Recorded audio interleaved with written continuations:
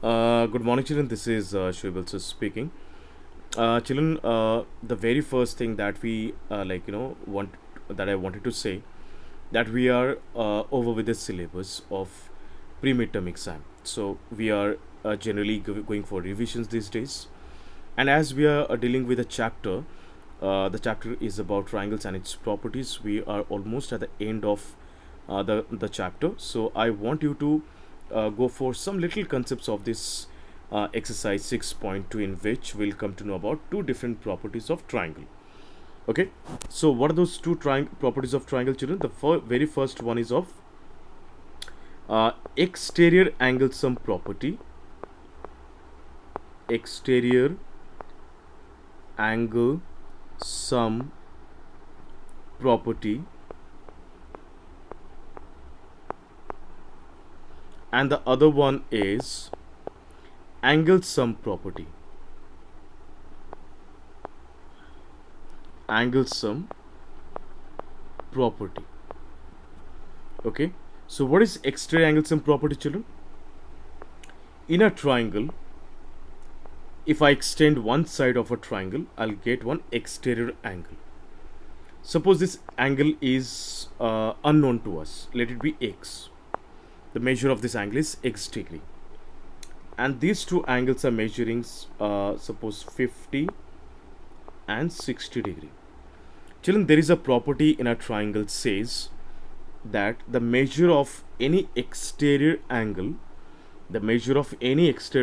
of a triangle is always the sum of two opposite interior angles.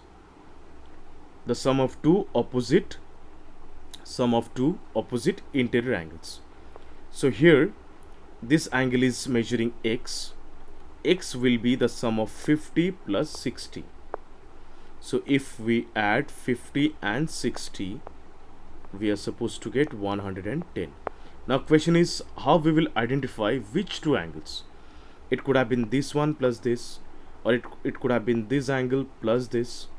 No, children, it will be always this angle and this angle if the exterior is this one, because in the definition only I said it's a sum of two opposite interior. I'm not talking about adjacent interior.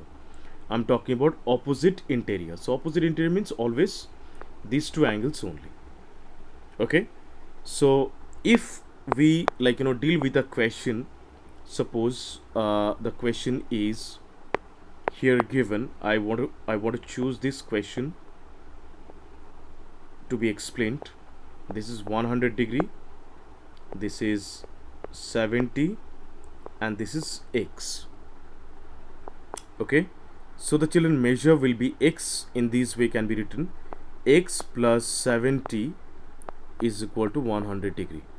All right, so x is equal to 100 minus 70.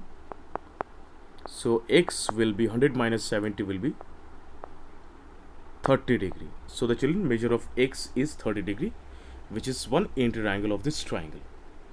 So I hope it's clear to everyone. All right, now I'll be choosing a topic of angle sum property of a triangle.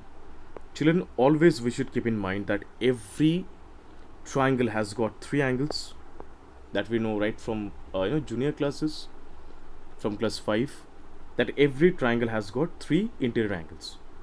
The sum of three interior angles should be always 180 degree. Now question comes that, sir, if the sum is not coming 180 degree, then what about in that situation? If the sum of these three angles doesn't come 180 degree, children, that will not form only. The triangle will not be formed only. Okay, it will be other than a triangle. Maybe it is not a triangle only, it's something else. So sum of three angles should be always 180 degree. This is how we have to find out the measure of any unknown angle of a triangle. Suppose, children, I'm drawing a triangle and I'll keep one angle missing. A triangle, this is suppose 70 degree, this is 40 degree, and there is a missing angle. Okay, so what is the measure of x? we can either do it in a linear equation process, or we can simply add and calculate.